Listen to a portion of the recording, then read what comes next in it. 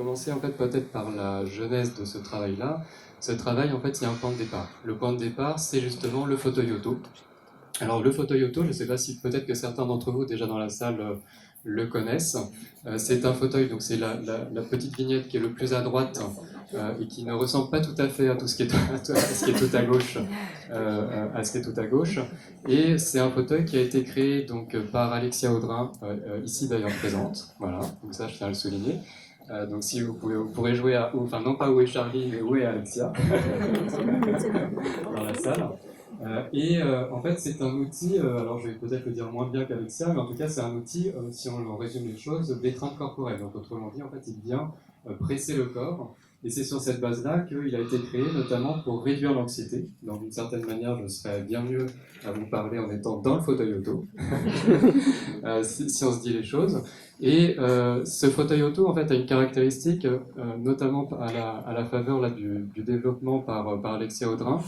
C'est que je ne sais pas si vous voyez là dans la frise, vous avez notamment donc l'ADAPE. Parce que Alexia Audrin, elle est en réalité apprentie sociologue. En tout cas, c'est ce qu'on lui a dit quand avec Jean-Philippe, on a retracé un petit peu son parcours d'innovation. Et c'est vraiment très intéressant parce qu'elle s'est faite ethnologue, c'est-à-dire qu'en fait, elle a mis les mains dans le cambouis, elle est allée concrètement dans un institut médico-éducatif, celui de Blain, et donc qui est en lien avec justement l'ADAPE 44. Et elle a rencontré des professionnels, des psychomotriciens, des éducateurs spécialisés, etc.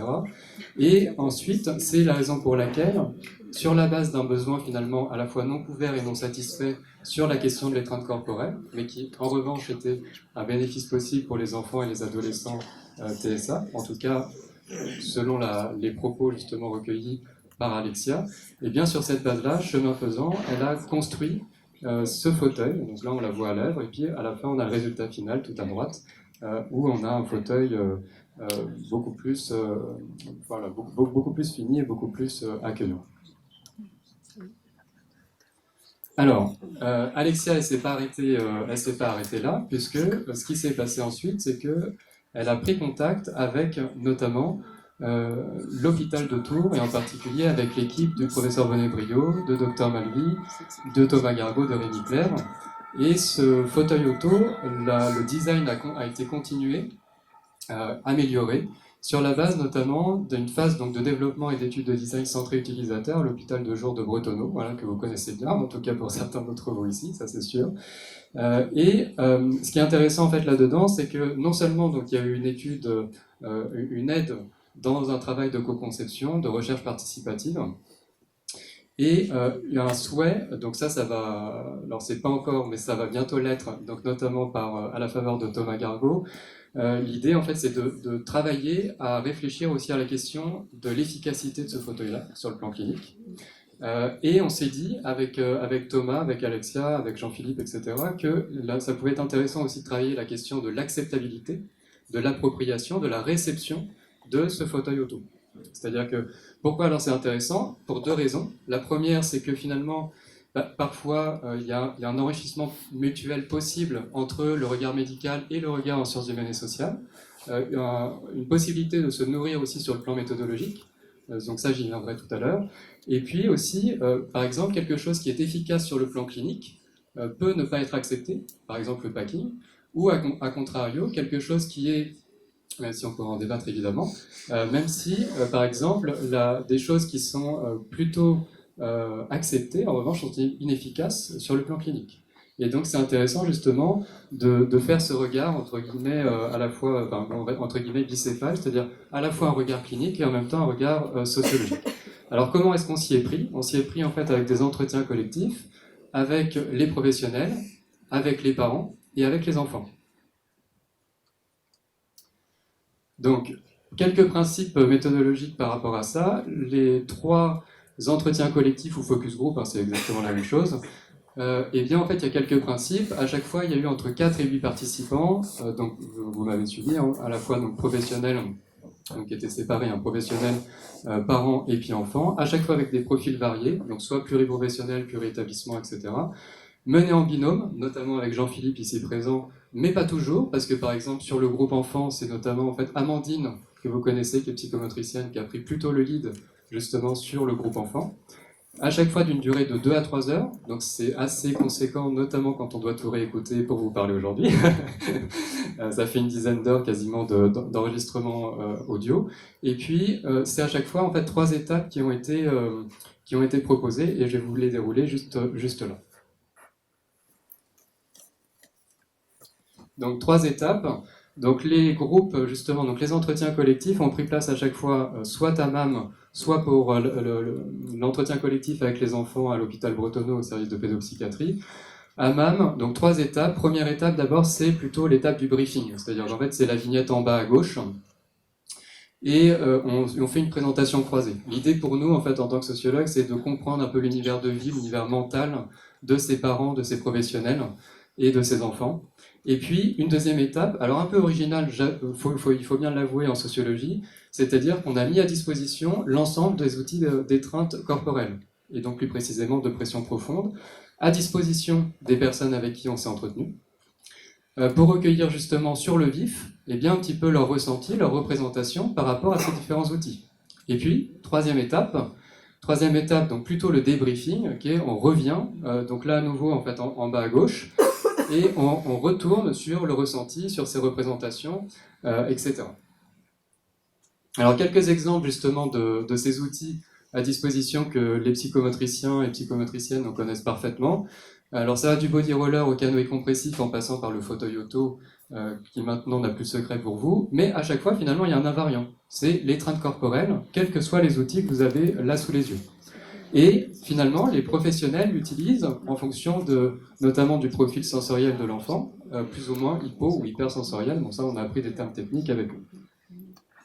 Alors, juste avant de vous présenter en fait quelques résultats sur ces entretiens collectifs, ce que j'aimerais en fait, c'est vous présenter juste un petit audio de Marie-Lou, qui n'a pas pu être présente, mais qui va l'être quand même, finalement, à travers cet audio. Bonjour à tous, je suis désolée de ne pas pouvoir être présente aujourd'hui avec vous. Je tenais malgré tout à pouvoir vous communiquer mon ressenti sur la collaboration avec l'équipe de sociologues dans le cadre de Focus Group. Pour moi, ça a été vraiment une expérience riche et ça veut dire qu'il y aura pas mal de décentré, de réaliser un pas de côté par rapport à la pratique, à la vision de psychomotricienne, aux outils aussi que j'ai l'habitude d'utiliser dans ma pratique. Je trouve que Thomas Oliva et Jean-Philippe Fouquet ont vraiment su, lors des Focus Group, mettre en place un cadre à la fois chaleureux et dynamique, avec un abord beaucoup consensuel et formel, qui du coup a permis de stimuler la créativité et l'authenticité des échanges entre les différents partenaires. Et puis aussi, j'ai pu découvrir une démarche de recherche centrée sur l'interaction du groupe entre les différents participants, avec aussi beaucoup de souplesse qui a su faire la part belle aux écarts dans les thématiques abordées lors des discussions. Et puis je retiens le fait de remettre au centre encore et toujours l'expertise et l'expérience des bénéficiaires et des aidants dans la recherche. Puis pour terminer, j'ai aussi été surprise de voir comment un groupe, à partir des témoignages individuels, a pu émerger un tableau de représentation commune.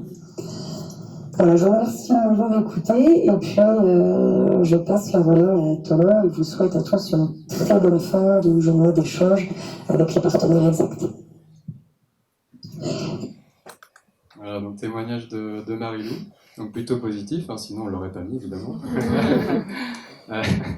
Et donc, alors maintenant, en fait, ce que j'aimerais, c'est revenir peut-être très rapidement sur les entretiens collectifs et ce qu'on peut en retirer, mais de manière très rapide, parce que la journée a été longue pour chacun et chacune. Donc, quelques éléments, et puis après, je ferai peut-être une petite vignette plus transversale, plus dynamique, entre ces différents entretiens. Donc, premier résultat d'abord sur les entretiens collectifs avec les professionnels. Ce qu'on peut retenir, donc Marie-Lou l'a déjà très bien dit, je ne vais pas y revenir, mais s'il y a, à mon avis, 3 résultats à retenir, donc 3 éléments. Le premier, c'est que déjà, les professionnels que nous avons rencontrés sont extrêmement fins, extrêmement précis sur le profil sensoriel. Ils font vraiment du sur-mesure par rapport au profil sensoriel des enfants et des adolescents TSA et ajustent justement ou utilisent les outils ou la palette d'outils qu'ils ont à disposition, qu'ils connaissent d'ailleurs plutôt par le bouche à oreille, on en a été plutôt étonnés. Et ils font vraiment par essai-erreur. Et alors en fait, c'était tout à fait étonnant pour nous, c'est que vraiment ils ont déjoué ce qu'on appelle le biais de désirabilité sociale. Je ne sais pas si ça vous parle. C'est-à-dire que parfois, en fait, vous avez l'enfant ou l'ado qui va dire oui, oui, d'accord, pour l'essayer, et puis en fait, au fond, non, non, non. Et bien là, typiquement, en fait, les professionnels, ce qu'on a pu voir, c'est qu'ils étaient extrêmement attentifs dans le non-verbal notamment, pour se rendre compte qu'en effet, bah, finalement, là, non, peut-être que ça ne te convient pas, on va essayer autre chose, ou on n'essaye pas et on arrête, et puis on reprendra plus tard. Donc ça a été vraiment à mon avis, un premier élément central. Beaucoup aussi de questionnements et d'interrogations par rapport à leur propre pratique, et un souhait vraiment d'en savoir plus. Donc c'est aussi l'intérêt de la recherche participative et multipartenariale, vis-à-vis de point de vue des parents, des enfants, et puis aussi d'autres collègues, du sanitaire, du médico-social, voire du scolaire. Ça, on en a déjà parlé au cours de la journée. Et puis, autre résultat aussi concernant donc, les professionnels, ça a été, à la faveur justement de ces entretiens collectifs et de ces expérimentations, finalement, en essayant notamment le fauteuil auto, ils se sont mis en fait à devenir un peu des artistes bricoleurs, et c'est-à-dire qu'en fait, ils ont vraiment utilisé les outils au point de les combiner entre eux.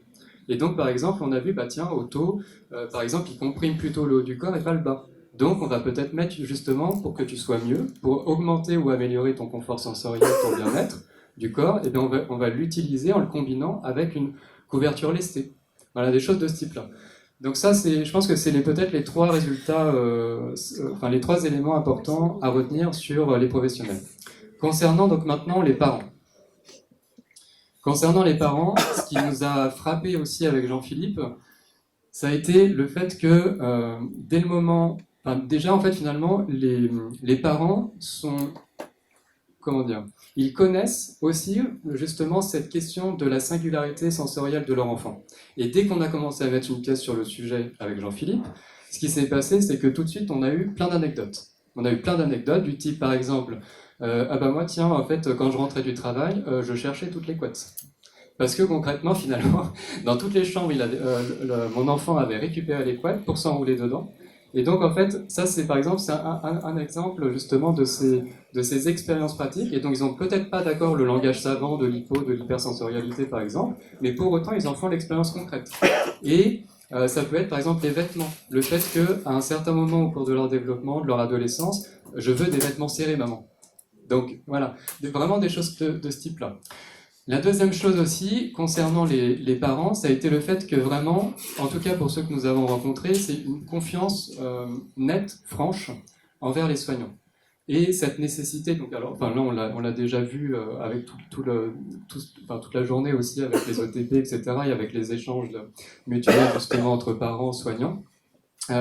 Et c'est vrai que non seulement ils font plutôt confiance, et puis en fait ils se renseignent. Et par exemple, il y a certains outils de pression profonde qu'ils vont pouvoir utiliser à la maison parce que justement sur le conseil du psychomotricien, de la psychomotricienne, de l'ergo, etc.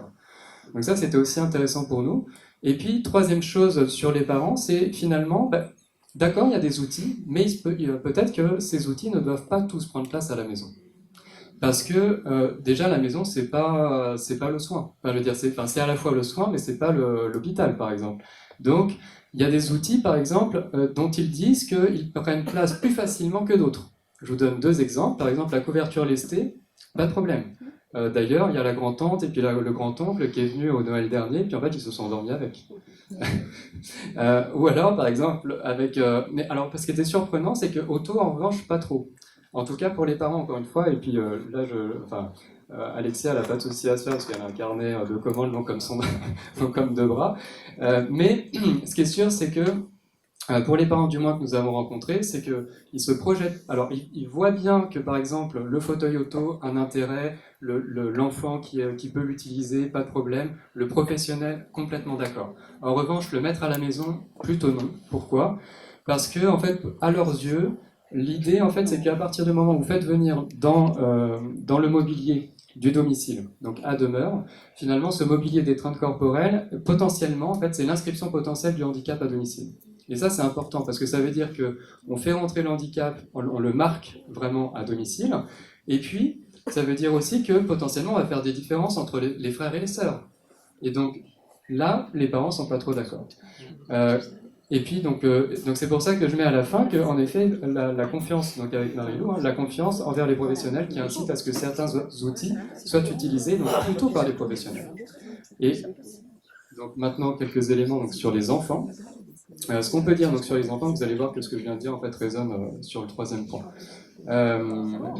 Et d'ailleurs, je ne sais pas compter, je ne sais pas qu'est-ce qui s'est passé il y a 2 fois, bref, de toute façon. Donc, ce qu'on peut dire sur les enfants maintenant, quelques éléments, c'est que déjà, c'est des enfants, d'accord, des profils sensoriels hétérogènes, d'accord, des comportements atypiques et intérêts restreints, mais pas seulement. Parce que vraiment, quand on a échangé avec eux, avec Jean-Philippe, on peut le dire et tu pourras en parler, en tout cas, on s'est relativement régalé.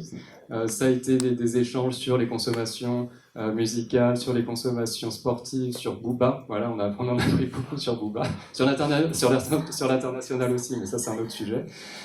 Et puis donc deuxième résultat aussi concernant donc les enfants, c'est que globalement les enfants finalement se prêtent plutôt volontiers à s'essayer par corps à ces différents outils d'étreinte corporelle. Que globalement on a vu aussi que parfois ils y retournent, notamment pour la couverture lestée et puis pour le fauteuil auto. Voilà. Et donc voilà, donc plutôt des outils préférés à d'autres. Et puis des outils aussi.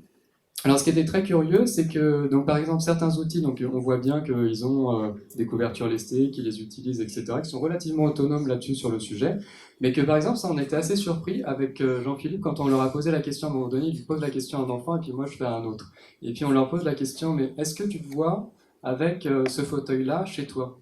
Non. Et pourtant, on les a vus revenir à ce fauteuil auto plusieurs fois, l'apprécier, se sentir mieux. Donc, c'est vrai que c'était assez étonnant de ce point de vue-là, et c'est pour ça que je vous dis que c'est redondant, notamment avec le discours des parents.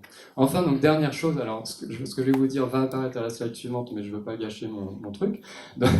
Donc, ce que je voulais vous dire donc, pour la slide suivante, c'est finalement maintenant ce qui est transversal entre les professionnels, les parents et les enfants. Ce qui est transversal, ce qui était vraiment extrêmement frappant, vraiment c'est extrêmement frappant, c'est-à-dire les mêmes propos. Des mêmes propos, mais vraiment textuellement entre les trois. Ça veut dire que malgré l'écart, donc en dépit de l'écart d'âge, en dépit de l'écart de sexe, de l'écart de statut, etc., bah finalement, on a retrouvé les mêmes phrases, et ces phrases-là, elles commencent toujours comme ça. Elles font « c'est comme » ou « ça me fait penser à ». Et donc pour ça, on peut parler en fait de ce qu'on appelle le potentiel analogique de l'outil, c'est-à-dire en fait ce à quoi l'outil me fait penser. Et ce qui était extrêmement drôle et croustillant, c'est que par exemple, vous avez le body roller, alors qui était un peu plus long, là, voilà, vous allez le retrouver là. Le body roller, bah, ça fait penser à l'instrument de torture. Le gilet lesté, bah, ça fait penser plutôt au corset. La couverture lestée à une cape. Le gilet comprimant que vous avez là a un gilet pare-balles. Et puis, de manière plus drôle encore, et bien finalement, en fait, à un moment donné, on se retrouve avec Jean-Philippe et d'autres à faire les entretiens avec les enfants. Et puis à un moment donné, il y a un enfant qui prend la parole et qui dit la chose suivante, qui s'arrête. Il y a un gros silence et puis il dit mais finalement, la auto, est-ce que ce serait pas un simulateur pour le métro parisien?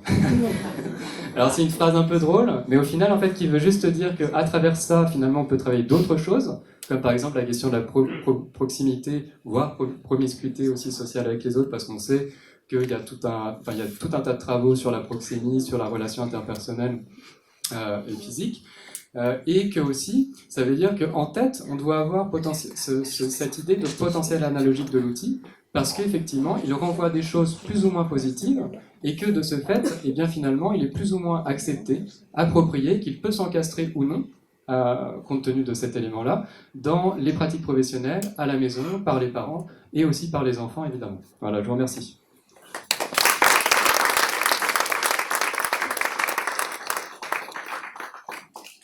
Merci, Denis. Y a-t-il des questions, des remarques? En tout cas, c'est une approche très, très intéressante et complémentaire d'avoir d'étudier comme ça les verbatims de ces trois populations. Les enfants, alors peut-être que j'ai pas imprimé au moment, mais les enfants, ils venaient, c'était des enfants tout venant. Enfin, tout venant. PSA, mais qui était de l'hôpital ou qui était... Donc, c'est pas ça, peut-être qu'il va prendre la parole, pour compléter ce que disait Tony par rapport à promiscuité, besoin de pression, en fait, si on veut vraiment étudier le fauteuil auto, il y a 3 questions en fait. Il y a est-ce que ça fonctionne, et ça relève de la recherche clinique avec toute la procédure, toute l'organisation de la recherche clinique. Et donc là, dans la Fondation Auto qui a financé ça. Et la question de l'acceptabilité, effectivement, c'est pas si évident, l'acceptabilité de la forme technique de pression profonde, même si le niveau de preuve, en manière générale, il n'est pas très bon. C'est-à-dire que nous, en tant que médecins, il y a plein de situations, on est très au clair, ça marche pas. Pression profonde, traitement sensoriel, on s'est dit, mais il y a un potentiel clinique énorme, et pourquoi est-ce qu'on met pas autant d'énergie dans la méthode pour évaluer ça par rapport à, quand par exemple on prescrit un médicament, le méthylphénidate, on fait plein d'études sur le méthylphénidate, sur les pressions profondes, les traitements sensoriels, on a très peu de choses finalement. Voilà. Donc voilà, est-ce que ça fonctionne? Est-ce que c'est acceptable? Et puis la dernière question, en fait, c'est avec Claire Vardiac, c'est comment ça fonctionne? Et elle se dit, mais il y a des enfants qui ont peut-être des besoins de pression profonde différents, avec des profils d'usage différents. Alors ce matin, il parlera de clusters. Et est-ce que ces clusters de besoins de pression différents font qu'ils gèrent la distance interpersonnelle différemment? Et ce qui est intéressant, c'est qu'il y a des paradigmes en sciences cognitives où on arrive à étudier comment on gère bien la distance interpersonnelle, je suis à l'aise, je suis pas à l'aise, avec un questionnement un peu plus fondamental.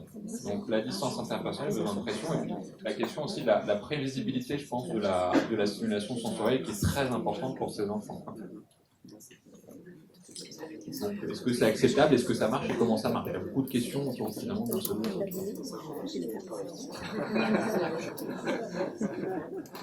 Merci Thomas. Donc, voilà, déjà,